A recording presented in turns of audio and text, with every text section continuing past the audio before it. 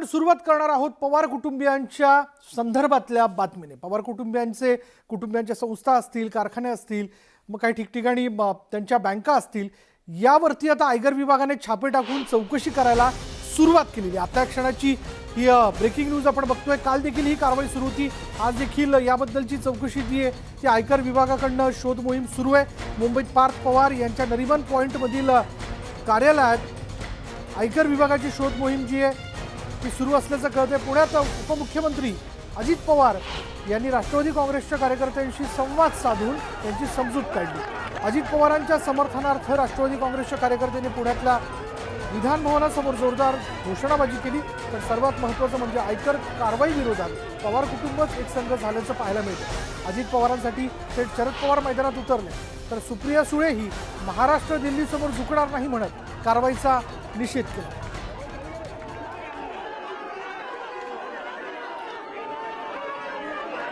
ही तीन दृश्य आपण बघतोय, या तीन दृश्यांमध्ये जर आपण लक्षात घेतलं तर आजही पार्थ पवार यांच्या नरिमन पॉइंट इथल्या ऑफिसवरती आयकर विभागाचे अधिकारी आलेले होते। शोध मोहीम सुरू होती, नेमकं काय ते शोधतात हे कळू शकलेलं नाही। पण दुसरीकडे राष्ट्रवादी काँग्रेसचे कार्यकर्ते आज आक्रमक झाल्याचं बघायला मिळालं पुण्यामध्ये। यावेळी कार्यकर्त्यांनी शांत राहावं असं आवाहन अजित पवारांनी केलं।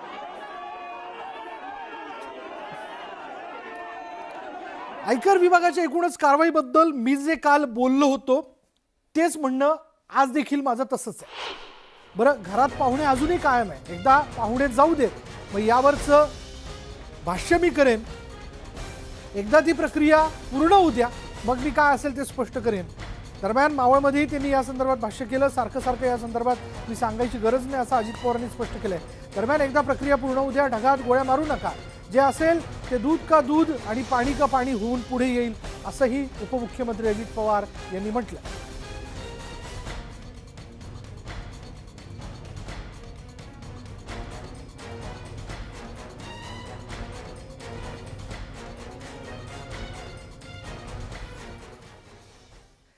बरं, आता आयकर विभागाची चौकशी सुरू आहे, ती एकदा पूर्ण होऊ द्या आणि ती पूर्ण झाल्यानंतर या संदर्भातलं संपूर्ण काय ते भाष्य मी करेन अशी प्रतिक्रिया अजित पवारांनी आज पुण्यामध्ये पत्रकारांशी बोलताना देऊ केली। त्यांनी आज म्हटलेलं आहे की आयकरच्या कामात व्यत्यय आणायचा नाहीये, त्यांना त्यांच्या पद्धतीने चौकशी करू द्या, आयटीला छापा टाकण्याचा अधिकार आहे। त्याच्यामुळे एकदा का त्यांची चौकशी पूर्ण झाली, त्यांची प्रक्रिया पूर्ण झाली की मग काय असेल ते मी उत्तर देईन असं स्पष्ट केलं अजित पवार यांनी।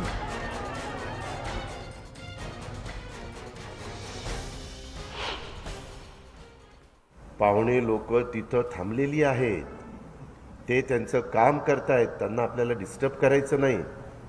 त्याच्यामुळं त्यांचं एकदा काम झाल्यानंतर पाहुणचार घेऊन ते गेल्यावर काय सांगायचं ते सांगतो ना, मी कुठं पळून जात नाही। मला कुठलेही प्रश्न विचारा, माझ्याकडे प्रत्येक प्रश्नाचं उत्तर आहे, कारण माझी भूमिका अतिशय स्वच्छ असते। मी अतिशय सरळमार्गी काम करणारा कार्यकर्ता म्हणून माझी ओळख आहे आणि मी आर्थिक शिस्तीचा आहे। मीच राज्याचा टॅक्स बुडू नये कुणी म्हणून नेहमी आव्हान करत असतो। आम्ही अनेकदा आमच्या टीमला म्हणजे ACS फायनान्स असेल, प्रिन्सिपल सेक्रेटरी फायनान्स असेल, GST कमिशनर असतील, ह्या सगळ्यांना घेऊन बसतो। एक्साईजचे आमचे अधिकारी वर्ग असतील की बाबा हे लिकेजेस कसे आपल्याला कमी करता येतील आणि पारदर्शकता कशी त्याच्यामध्ये आणता येईल, जेणेकरून टॅक्स हा शासनाकडे जमा झाला पाहिजे। त्याच्यातूनच आपण डेव्हलपमेंट करतो, त्याच्यातूनच रस्ते, लाईट, पाणी वगैरे हे सगळ्या गोष्टी होत असतात।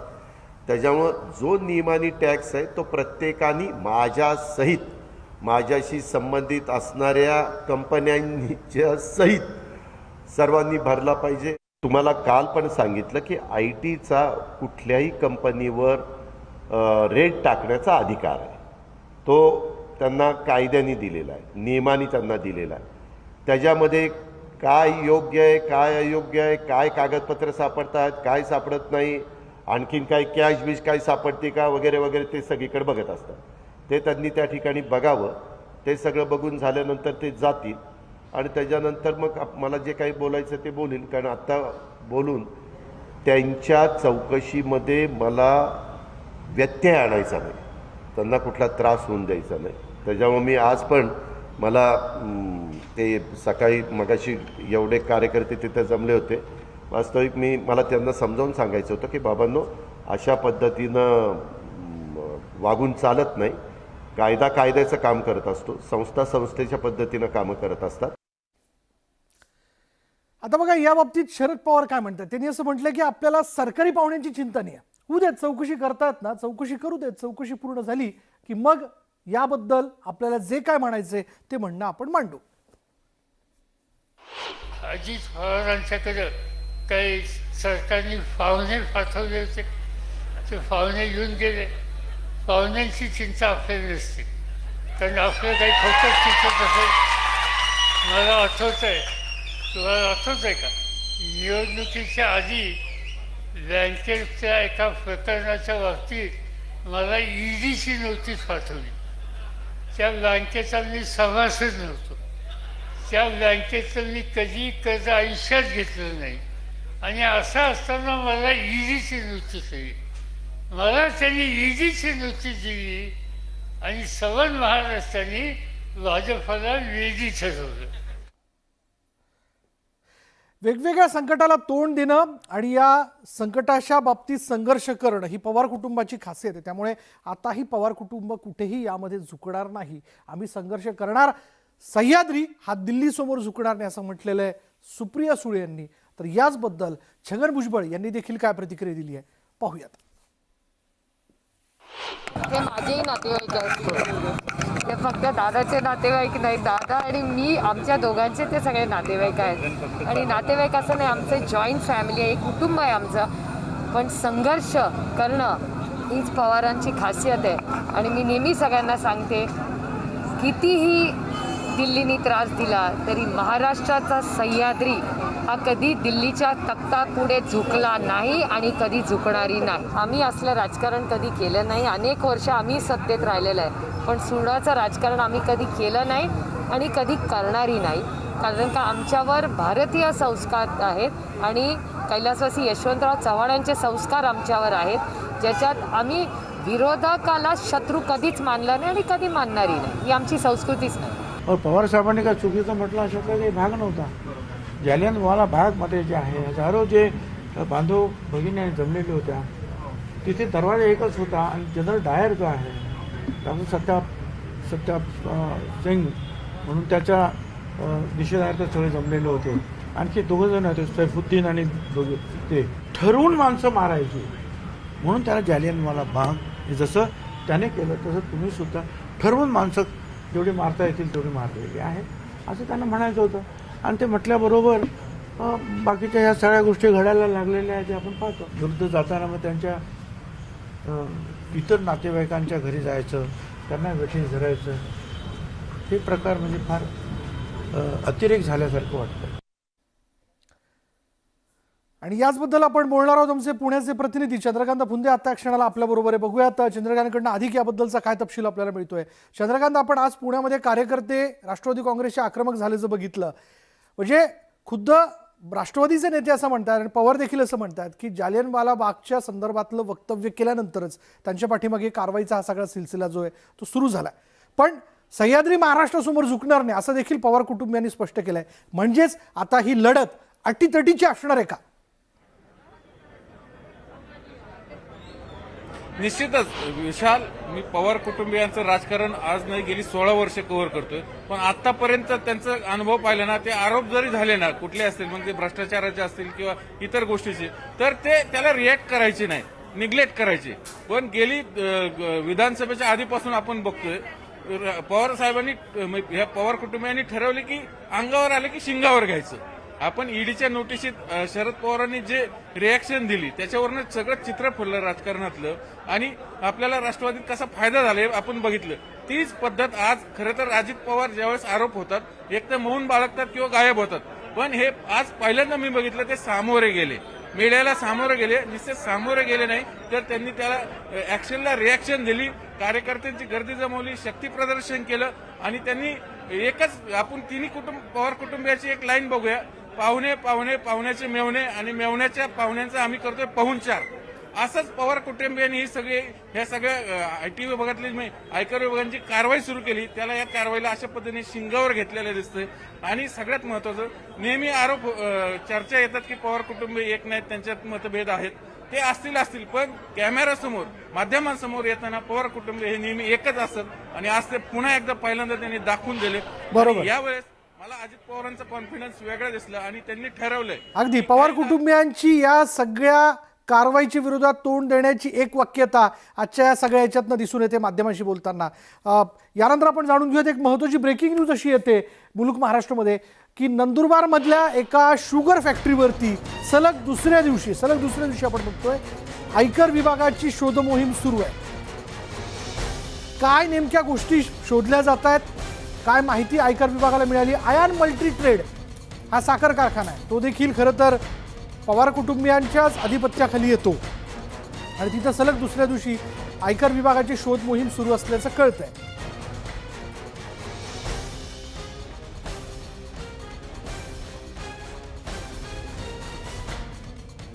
अधिक तपशील आपण जाणून घेऊयात. आमचे नंदुरबारचे प्रतिनिधी निलेश पवार आत्ता क्षणाला आपल्या बरोबर आहेत. निलेश, काय माहिती या कारवाईबद्दल? तब्बल 43 तास झालेले आहे. आयकर विभागाचे अधिकारी या ज्या आयन मल्टी ट्रेड जो कारखाना आहे, साखर कारखाना आहे, या ते आज घुसले होते आणि 43 तासानंतरही अद्याप काय कारवाई चालू आहे हे सर्व गुलदस्त्यात आहे. जवळपास 36 तास उलटत आलेली आहे. त्यांनी कार्यालयाची झाडाझडतीला सगळी सुरुवात केलेली होती.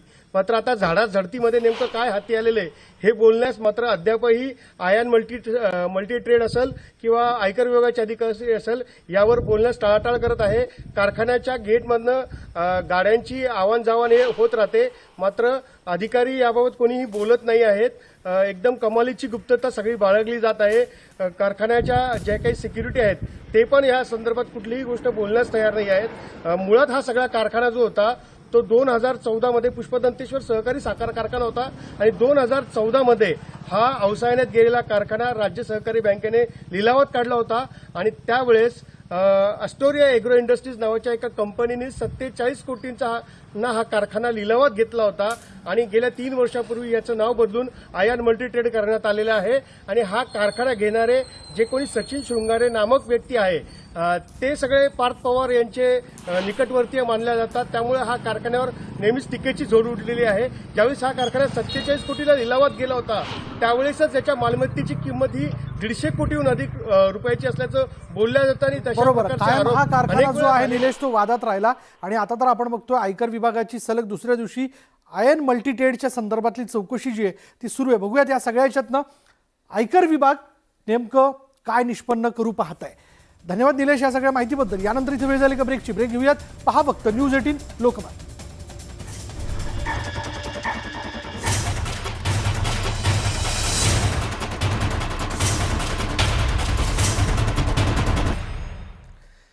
ब्रेकनंतर बघूयात आज नारायण राणेंनी पत्रकार परिषद घेतली आणि या पत्रकार परिषदेत एकूण ज्या पद्धतीची वक्तव्य त्यांनी केली यावरनं तरी चिपी विमानतळाचं उद्घाटन होण्याच्या अगोदरच या संदर्भातली राजकीय उड्डाणं होताना दिसत आहेत. चिपी विमानतळाचं श्रेय कोणी घेऊ नये, कारण त्या संदर्भातले अथक प्रयत्न मी केलेले आहेत आणि हे सगळं श्रेय माझं आणि भाजपचं आहे असं नारायण राणे यांनी म्हटलेलं आहे. नारायण राणेंनी भाजप कार्यालयात पत्रकार परिषद घेतली. शिवसेना आणि मुख्यमंत्री उद्धव ठाकरे विमानतळाचं श्रेय लाटत असल्याचा आरोप त्यांनी केला. तसंच शिवसेना आणि उद्धव ठाकरेंशी काही एक वैर नसल्याचं मिश्किलपणे राणे म्हणाले. तुम्ही ह्या उद्घाटन करा, वाटल्यास सिंधुदुर्गातल्या मावळ्यांचा पाहुणचार करू, पण श्रेय घेऊ नका असं यावेळी राणे म्हणाले. उद्घाटनाच्या निमंत्रण पत्रिकेत नाव छोट्या आकारात छापण्यात आल्याच्या मुद्द्यावरून राणेंनी राज्य सरकारवर संकुचित मानसिकतेचा आरोप केला.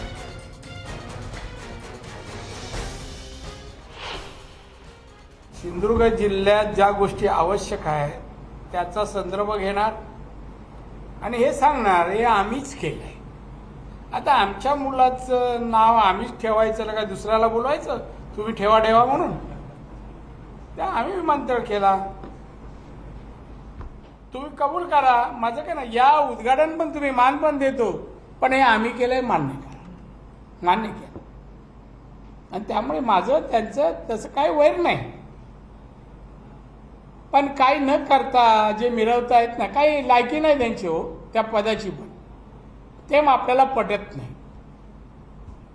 त्यामुळे माननीय उद्धव ठाकरे हे येऊ दे, त्यांचं स्वागत आहे. वाटल्यास पाहुणचार करू सिंधुदुर्गातल्या मावऱ्याचा, माझ्याचा. नेमकं माझं नाव किती बारीक आहे झालंय बघा. आपोआप शाही माहित नाही का हे झाली काय. हे बघा, माननीय उद्धवजी ठाकरे, ज्योतिरादित्य सिंधिया, नारायण राणे. आता मी राजकारणात आणि प्रोटोकॉल प्रमाणे मध्ये या दोघांपेक्षा सिनियर आहे.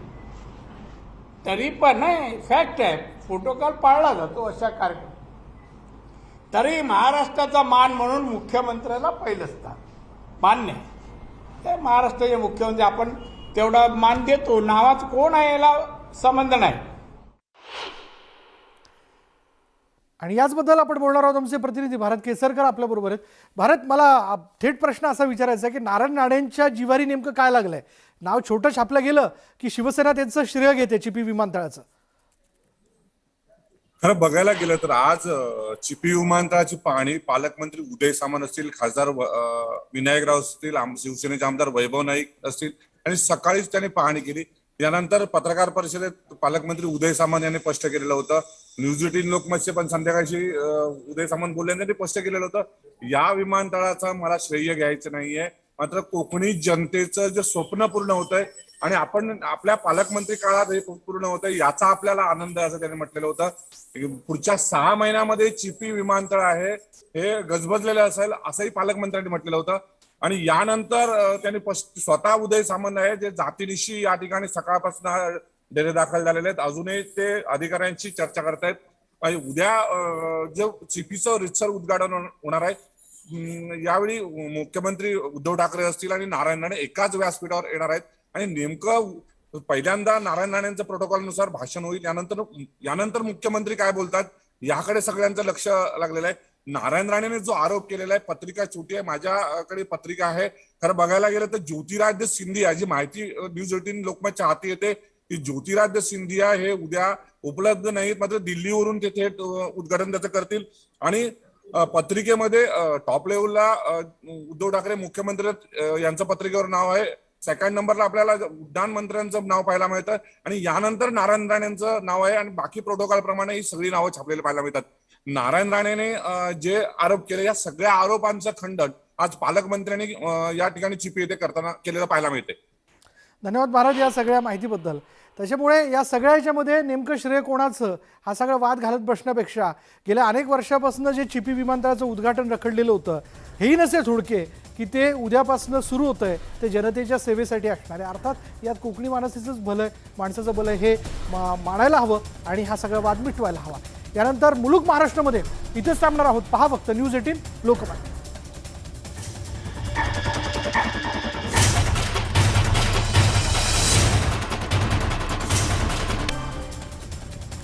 नमस्कार, मी विशाल परदेशी. पवार आणि पलटवार या विशेष शो मध्ये आपलं सगळ्यांचं स्वागत. बघा, गेल्या 2 दिवसापासून काय घडतंय, कारण जे घडतंय त्याच्यावरनं ठिकठिकाणी याविषयी चर्चा होताना दिसते. आज देखील आयकर विभागाची शोध मोहीम जी आहे ती पार्थ पवार यांच्या नरीमन पॉइंट इथल्या कार्यालयाच्या संदर्भात सुरू होती. असे कोणते नेमके मुद्दे खरं तर आयकर विभागाच्या हाती लागलेले आहेत की ज्याच्यावरनं ही सगळी कारवाई केली जाते? ठिकठिकाणी साखर कारखाने असतील, संस्था असतील, मग इतर पवार कुटुंबियाशी संबंधित त्यांचे नातलग असतील, यांच्या वेगवेगळ्या ठिकाणांवरती छापे मारले जात आहेत. बरं, या सगळ्या घडामोडींनंतर जर आपण पाहिलं तर अजित पवारांच्या समर्थनार्थ खुद्द आता राष्ट्रवादी काँग्रेसचे सर्वेसर्वा शरद पवार मैदानात उतरलेले आहेत. सुप्रिया सुळेने देखील याबद्दल थेट म्हटलेलं आहे की काही झालं तरी सह्याद्री दिल्लीसमोर झुकणार नाही. त्यांच्या या वक्तव्यानंतर आता केंद्र विरुद्ध पवार कुटुंब असा संघर्ष सुरू झालाय का? हे नेमकं घडतंय तरी काय?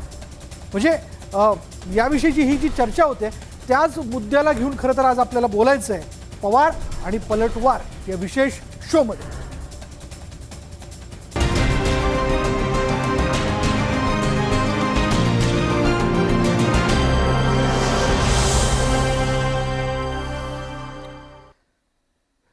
ते म्हणतात ना, ऍक्शनला रिॲक्शन असते. बरं, मग ती रिॲक्शन पवार साहेबांची काय असू शकते, शरद पवारांची काय असू शकते, बघूयात. या आत्तापर्यंतच्या झालेल्या आयकर विभागाच्या कारवाईबद्दल शरद पवारांनी काय म्हटलंय. या पद्धतीनं जे हल्ला शेतकऱ्यांच्यावर झाला त्याची तुलना ही जालियनवाला बागची केली. त्याचा एक संताप किंवा राग ते कोणी सत्ताधारी पक्षाच्या लोकांना आले, त्याच्यावर प्रतिक्रिया आता हे काही जे चाललं आहे ते सगळ्या गोष्टीच्या माध्यमातून होण्याची शक्यता नाकारता येत नाही. बँकेच्या एका प्रकरणाच्या बाबतीत मला ईडीची नोटीस पाठवली. त्या बँकेचा मी सभासद नव्हतो. त्या बँकेचं मी कधी कर्ज आयुष्यात घेतलं नाही आणि असं असताना मला ईडीची नोटीस दिली. मला त्यांनी ईडीची नोटीस दिली आणि सवन महाराष्ट्राने भाजपला वेदी ठरवलं. याच विषयी माध्यमांशी बोलताना अजित पवारांनी काय म्हटलंय तेही पाहूयात. पाहुणे लोक तिथं थांबलेली आहेत, ते त्यांचं काम करतायत, त्यांना आपल्याला डिस्टर्ब करायचं नाही. त्याच्यामुळं त्यांचं एकदा काम झाल्यानंतर पाहुणचार घेऊन ते गेल्यावर काय सांगायचं ते सांगतो ना, मी कुठं पळून जात नाही. अजित पवारांचे हे वक्तव्य बरंच सूचक आहे. म्हणजे खुद्द सुप्रिया सुळेंनी देखील याविषयी माध्यमांशी बोलताना काय उत्तर दिलंय बघा. त्याने असं म्हटलंय की यापूर्वीही पवार कुटुंबियांवरती अनेक संकटं आली, पण अशा वेळी कधीही पवार कुटुंबीय डमकलं नाही. तर संघर्ष करणं ही पवार कुटुंबियांची ओळख आहे, ही खासियत आहे. आणि यामध्ये काही झालं तरी सह्याद्री हा दिल्ली समोर झुकणार नाही, असं आज सुप्रिया सुळे स्पष्ट करताना दिसल्या. म्हणजे एकीकडे संयमी पद्धतीने खुद्द अजित पवारांनी प्रतिक्रिया देणं, अजित पवारांच्या समर्थनार्थ शरद पवारांनी मैदानात उतरणं आणि सुप्रिया सुळेंनी देखील बोलणं, त्यामुळे सगळेच एकवटलेत असं दिसून येत आहे.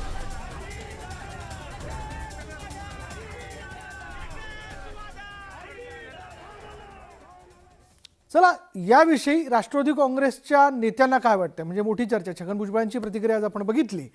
पण याविषयी बोलण्याकरता आता क्षणाला आपल्यासोबत आहेत राष्ट्रवादी काँग्रेसचे नेते शशिकांत शिंदे. त्यांच्याकडे आपण आता जाणार आहोत.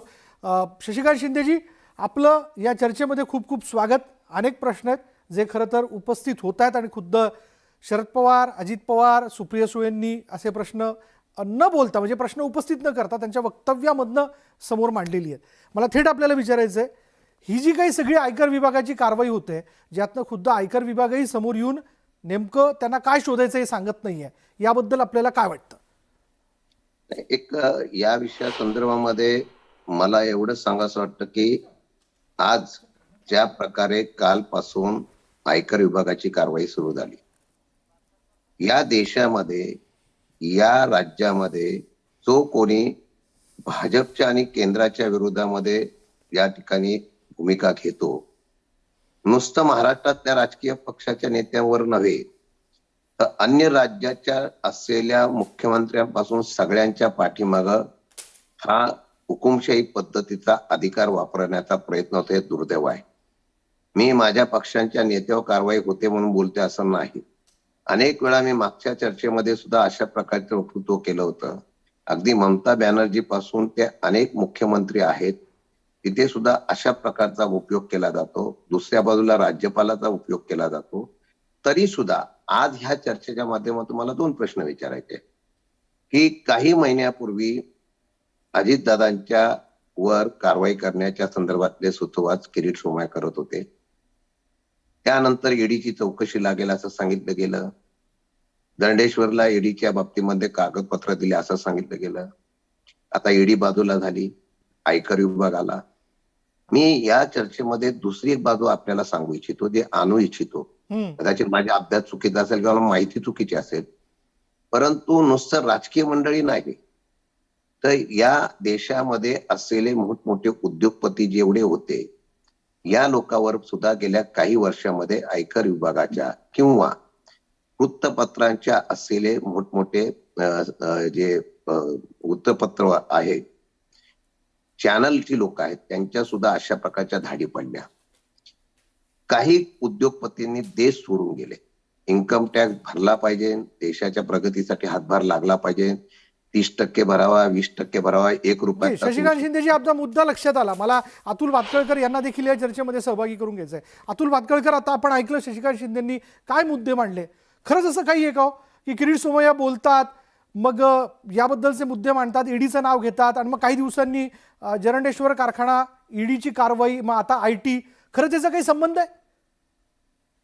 पहिली गोष्ट अशी आहे की किरीट सोमय्या आधी काहीतरी बोलतात आणि नंतर कारवाई होते, ही अजिबात वस्तुस्थिती नाही. किरीट सोमय्यांचं फक्त एवढंच वैशिष्ट्य आहे की जे गावामध्ये सगळी लोक चर्चा करतायत, राज्यातल्या शेमड्या पोराला सुद्धा हे आता माहिती आहे की राज्यामध्ये किती भ्रष्टाचार चालू आहे. बर. आणि तो भ्रष्टाचाराच्या बाबतीत ते आवाज उठवतात. मी विधानसभेत आवाज उठवतो. आता जरंडेश्वर साखर कारखाना, अहो याची याचिका आम्ही केली का? हे उच्च न्यायालयाचे आदेश होते. आमचं जेव्हा राज्यामध्ये सरकार होतं तेव्हा जाधव आणि अन्य लोकांनी, राष्ट्रवादीच्या, विशेषतः राष्ट्रवादी काँग्रेसच्या पुढाऱ्यांनी आणि अजित पवारांनी आणि पवार फॅमिलीने सहकारी साखर कारखाने हे तोट्यात दाखवायचे आणि अवसायनात काढून ते खासगी मार्गाने विकत घ्यायचे आणि मग आपल्या ताब्यातल्या बँकांकडनं त्याला कर्ज घ्यायची आणि मग ती कर्जही डुबवायची. ही याचिका उच्च न्यायालयामध्ये जाधवांनी केली, आपल्या सगळ्यांना माहिती आहे. उच्च न्यायालयाने हे सांगितलं की याच्याकरता SIT नेमा. तोपर्यंत राज्यातलं सरकार बदललं आणि उद्धव ठाकरेंनी जनतेचा विश्वासघात करून या महाभकास आघाडीचं सरकार बनवलं. मग त्या SITने रिपोर्ट दिला की नाही यात काही गडबड नाहीये, पण FIR झालेले होते आणि FIR झाल्यानंतर ईडीला कारवाई करण्याचा अधिकार आहे. आणि त्याच्यामुळे काल सुद्धा जे प्रेस इन्फॉर्मेशन ब्युरोने पत्रक काढलं, या पत्रकामध्ये सरकार म्हणून त्यांनी इतकी अधिकृत माहिती दिलेली आहे की 6 महिने त्यांचा सर्व्हेलन्स चालू होता. शरद पवारांसारख्या ज्येष्ठ नेत्याला हे तर माहिती आहे की इन्कम टॅक्सची रेड 24 तासामध्ये ठरवून कोणालाही टाकता येत नाही. पण ते बोलले, मी बोललो की जालियनवाला बाग आहे आणि म्हणून रेड टाकली. एक ते मुळात शरद पवार एवढे महत्वाचे नेतेच नव्हे देशात, कळलं की नाही? हो, नाहीच आहे तो. कसलं काय आहे, उगीच आपलं काय आहे. 5 खासदार आहेत त्यांचे, कळलं की नाही? तर तो काही फार मोठा मुद्दा नाहीये. पहिला मुद्दा. आता इन्कम टॅक्सची रेड ही 6 महिने सर्च करून त्या ठिकाणी केली जाते आणि त्यातून जे सापडतंय त्याला उत्तर द्यावं ना आणि न्यायालयात जावं ना. बर. मला शशिकांत शिंदेंना एक मुद्दा मांडायचा. अतुल भातखळकर बोला. शशिकांत शिंदेजी बोला. न्यायालयात जा. नाही, असं आहे, अतुलजींना स्वप्नभंग झाला हे त्यांचं दुःख आहे. या देशामध्ये राज्यातलं महाराष्ट्र सरकार आलं हे पवार साहेबांच्यामुळे आलं हे पाहिलं गेलेलं आहे. दुसरी गोष्ट आहे, देशामध्ये कोणीतरी विरोध केला पाहिजे. आज पहिल्या प्रथम आपण जर बघितलं तर ह्या सर्वांना एकत्रित करण्याचा प्रयत्न पवार साहेब करतायत. कालचं शेतकऱ्यांचं जे आंदोलन ज्या पद्धतीने देशाने पाहिलं की ज्या उन्माद असलेला सत्तेचा बघितल्यानंतर ज्याप्रमाणे त्या शेतकऱ्यांना चिरडलं गेलं त्याच्या प्रतिक्रिया उमटतील. परंतु त्याचा उल्लेख जालियन बागाच्या संदर्भातून पवार साहेबांनी केला की ते 6 महिन्याची नोटीस वगैरे काय नसतं, इथं एका दिवसात नोटीस काढायला लावतात आणि कारवाई करायला लावतात. हे देशाने पाहिलेलं आहे. बरं, मी त्या बाबतीमध्ये एवढं सांगेल. आता अतुलजी, माझा होऊन द्या, मग तुम्ही बोला ना. माझा होऊन द्या, तुम्ही बोला. तुम्हाला बोलायला कोणी वाढवत नाही. शरद पवार किती मोठे नेते आहे हे नरेंद्र मोदींना सुद्धा विचारा. ते म्हणतात माझे राजकीय गुरु आहे, मी त्यांची करंगडी पकडून राजकारणात आलो. 5 माणसात त्या खासदाराचं महत्व नसतं, बुद्धिमत्तेचं आणि त्याप्रमाणे ज्येष्ठत्वाचं फार मोठं किंमत असते. आज तुम्हाला पूर्णपणाने कल्पना आहे महाराष्ट्रामध्ये जे होऊ शकत होतं ते पवार साहेबांनी केलं आणि महाराष्ट्रातूनच आता देशामध्ये बदल करण्याचं काम सुद्धा पवार साहेबांनी आज सुचवाच केले की हीच वेळ आहे की या देशामधल्या या असलेल्या सत्तेमध्ये मस्त असलेल्या या हुकुमशाहाला बाजूला करण्याची. आणि त्याप्रमाणे त्यांनी स्टेटमेंट दिलं. आणि तुम्हाला मी सांगतो की पवार साहेबांची राजकीय उंची ओळखण्याची कोणाचीच ऐपत नाही, कोणाची ताकद नाही. मी तुमच्या प्रश्नाला उत्तर देतो. जरंडेश्वर आणि बाकीच्या बाबतीमध्ये तुम्ही जर सांगितलं की कारवाई केली, त्यासाठीची नेमणूक तुम्हीच केली, तुमच्या कालावधीमध्ये झाल्या. दंडेश्वरची चौकशी झाली. दंडेश्वर नव्हे तर काल राज्य बँकेने काल सुद्धा 26 कारखाने बँकेचे पैसे शशिकांत सर्वसामान्य शिंदे ऐका ना, जनतेचे मी परत आले आपल्याला पाहिजे. आपला माझा मुद्दा उद्या- पूर्ण करण्याची संधी देतो. बोला आपण, बोला. माफ करा, मी तुम्हाला थांबवतोय, पण वेळ झाली का ब्रेकची? ब्रेक घेऊयात. थोडंसं काय म्हणूयात की आतापर्यंत जी वादावादी झाली आहे त्या अनुषंगाने थोडासा ब्रेक घेऊन पुन्हा एकदा या सगळ्याच्यात आपलं म्हणणं जे काही अर्धवट राहिलेलं ते पूर्ण करू आणि त्याच्यावरती अतुल भातखळकर यांची प्रतिक्रिया घेऊयात एक ब्रेक. पहा फक्त न्यूज 18 लोकमत.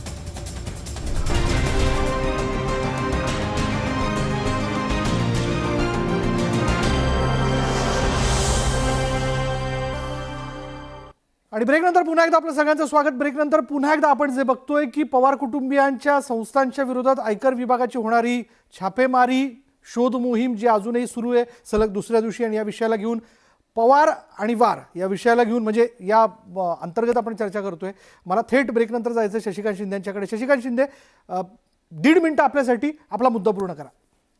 मी आपल्याला एवढंच सांगतो, ते सहकार म्हणतात ना, परवाच्या दिवशी नितीन गडकरींचं स्टेटमेंट आलं की आता ठिकाणी नवीन कारखान्यांना परवानगी देऊ नये. दुसरं, महाराष्ट्रातला 70% हा शेतकरी आता ऊस उत्पादक झालेला आहे.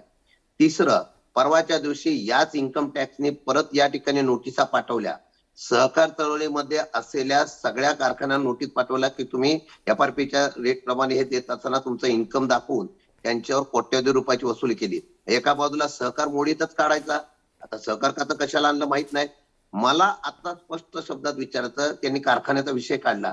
साहेब, जे कारखाने नंदुरबारचा असो, कोणी घेतलाय याला महत्व देण्यापेक्षा जे कारखाने नंदुरबार असेल, माझ्या कोरेगाव मध्ये, आज तुम्हाला सांगतो तो कारखाना ज्यांनी बुडवला त्याचं हे समर्थन करतायत.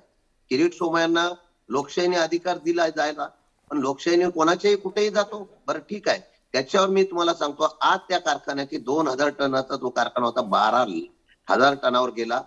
कमीत कमी 12 लाख टन क्रशंग होतं. आज तिथं शेतकऱ्यांपासून सगळे 50 ते 60 हजार शेतकऱ्यांचा ऊस गाळप झाला जातो. प्रत्येकाला FRPच्या म्हणजे शेतकऱ्यांचं भलं झालं असं आपलं म्हणणं, आणि कारवाई चुकीची हा मुद्दा. मग शेतकऱ्यांचं भवितव्य असेल किंवा नाही याची तर पहिली चौकशी करा.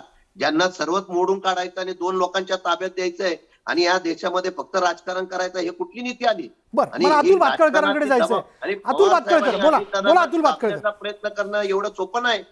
राज्यातला सहकार खाऊन त्याची बर्बादी कोणी केली असेल तर ती पवार कुटुंबियांनी केली.